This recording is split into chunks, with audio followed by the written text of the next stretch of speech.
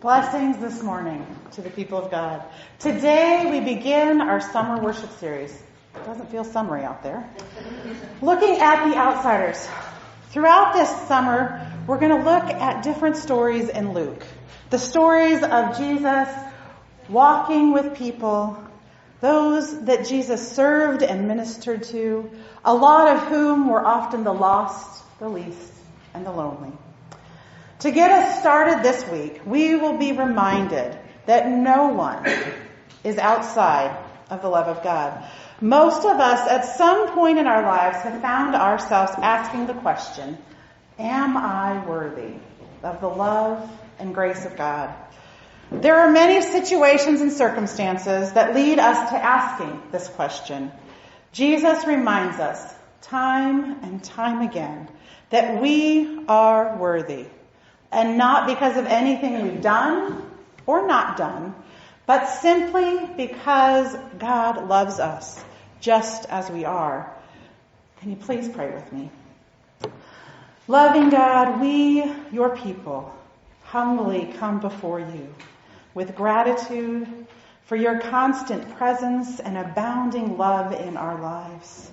May we be so filled by your love and joy that we share it with everyone. You call us to be your light and love in the world. Let us take that calling seriously and remember that you are the source of it all. Amen. These past couple weeks have been a bit of a whirlwind for me. Between a mission trip, annual conference, and then a few days of family vacation, I haven't really stopped in 2 weeks. It's all been good, but very busy. As I reflect back on annual conference and specifically on my ordination and the process of many years that led up to it, I am humbled and awestruck by it all. The number of people who cheered me on when I felt unworthy, who encouraged me when I got frustrated, who loved me through it all, are more than I could ever count. I am grateful to each of you for your prayers, for your support through this journey from commissioning when I started at this church to my ordination last week. I have truly enjoyed doing ministry here alongside each and every one of you, and I look forward to continuing to do ministry together. There is much we have done together, but there is still much that we can do to be the hands and feet of Christ here in the Lions community. Yesterday, as Mark said, I, along with several members of this church and countless other members, I think there were 70 to 80 people in that little room, gathered to celebrate with Leaf the many ways that they serve this community. Many of you in the sanctuary have played a big part in making those services possible, from the beginning, before it was even Leaf, to those who are still there working and volunteering today. They also had a big announcement to share. As many of us are aware, there is a great need for improved mental health care awareness and access across our nation and in our community as well. In partnership with the town and with several other entities in our town, including this church, they are starting a pilot program to bring individual and group counseling services to the Lions community. In addition to that, the newly formed Lions Mental Health Initiative has been meeting monthly and providing various community conversations and workshops and trainings around mental health, with many more to come, including the one this week. It has been an honor to be a part of this initiative and to open up the doors of our church as a place for these things to take place. I look forward to joining with Leaf in providing a space for this vital resource to happen. I truly do believe that when we as a greater community join forces, we can make a difference in the lives of our neighbors and in turn the overall well-being of our entire community. Psalm 96 opens with a call to do a new thing. The opening of the psalm says, "Sing to the Lord a new song. Sing to the Lord all the earth." This is a call to all people to offer up a new song to God, a new praise to God. For something new is happening. As we move through this psalm, we see that this new song is to be offered up by all of the earth, all of the nations, and all of the people of the earth. This is to say that no person is excluded. No person is exempt from this calling by God. No person is ever left out. No person is left out of this, including this new thing.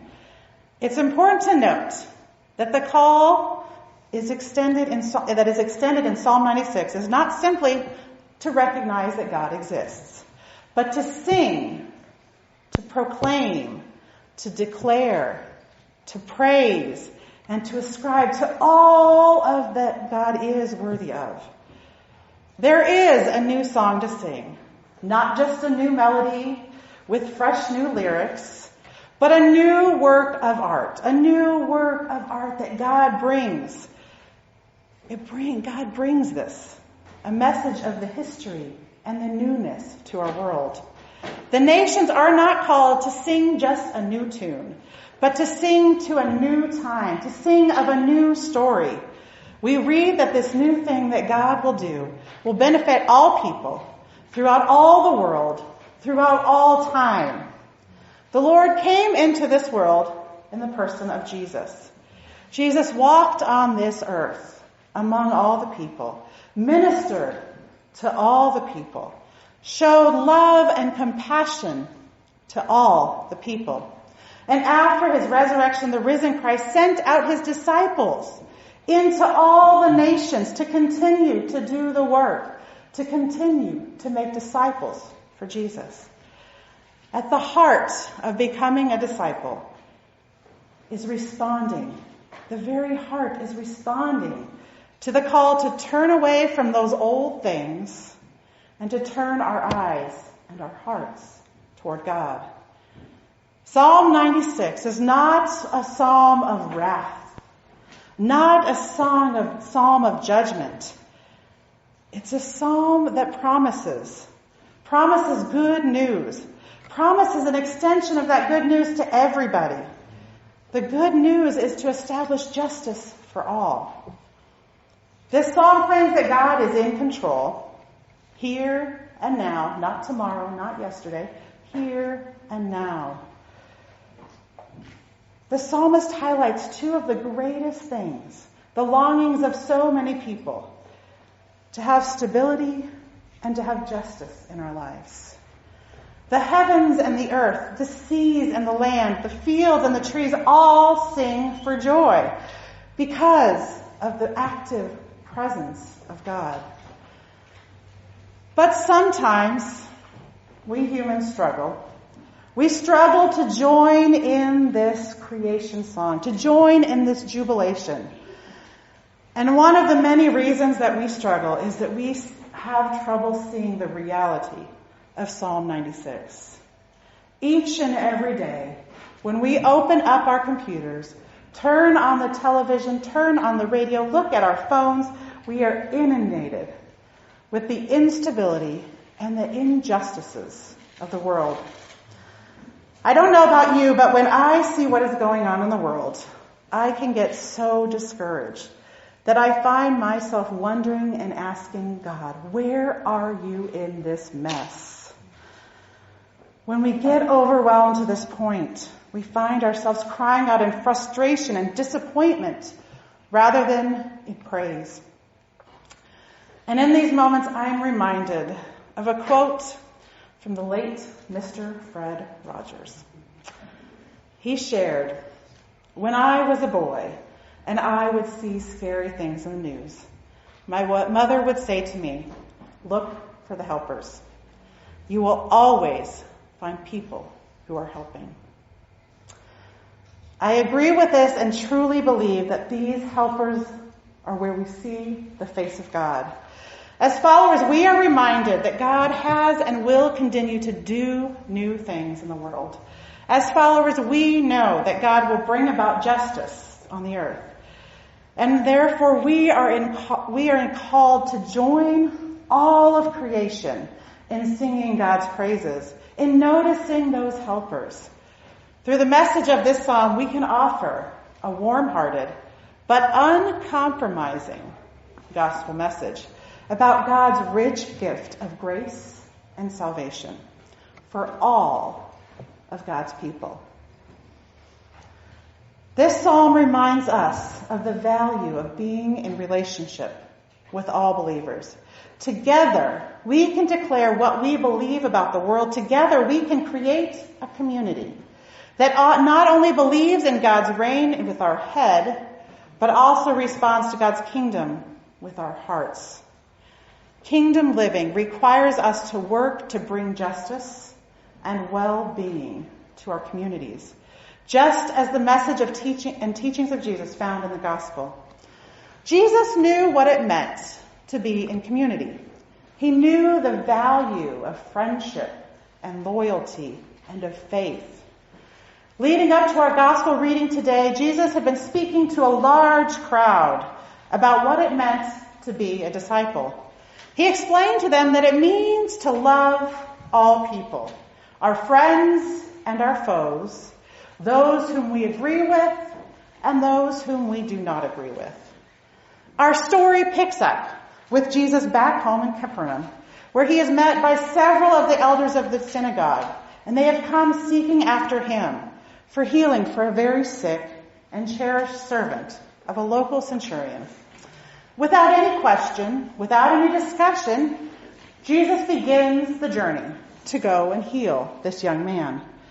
However, as he's on his way, he's stopped because it appears that the centurion has realized that he is not worthy, or at least he thinks he is not worthy of Jesus coming into his home to heal this trusted servant. So he sends out his friends to go stop Jesus and stop him from coming. He sends them and says, just speak a word of healing. I'm not worthy for you to come into my house.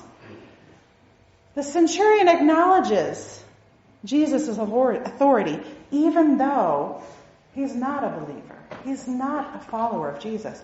But he knows there's something about this guy named Jesus. And he recognizes his authority. And he puts his faith in something and someone that he knows nothing about. This centurion was a man of human authority, but he saw the divine authority in Jesus. And that is what amazed Jesus. This person who would otherwise not have even been associated with Jesus and his friends is now showing faith and support for Jesus' authority. While healing is a part of this story, what's more evident in the story is the faith and the trust of this centurion, an outsider. Jesus, as he did time and time again, respected and valued each character in the story, each person equally. He valued the words of the Jewish elders and their opinion of why he should heal this young man. He valued the plea and the request from the centurion to come and help his young servant. And he valued the life of this young man whom he healed.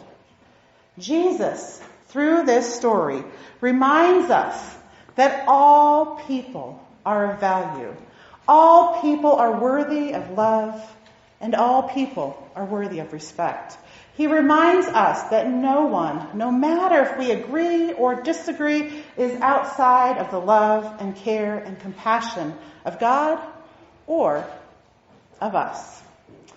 So this week I encourage us all to be and to see the helpers in our community.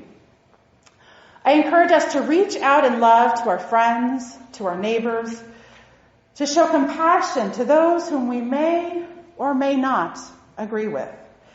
And with the help of God, may we strive to find ways to remind others and ourselves included, that we are all loved and all worthy of the grace of God. Amen.